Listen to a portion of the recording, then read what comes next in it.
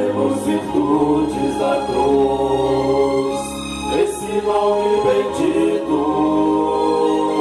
é Cristo Jesus.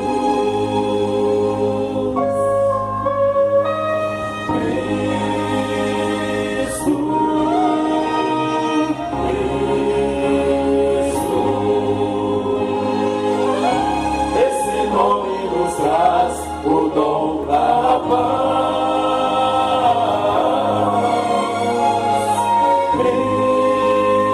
Cristo,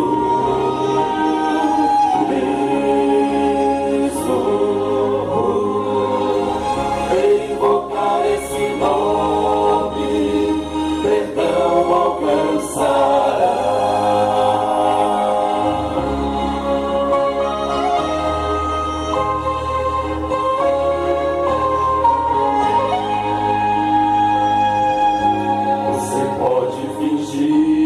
Não precisa desse nome, ou pode fugir pra não querer esse nome escutar, mas não vai conseguir fazer com que ele te abandone.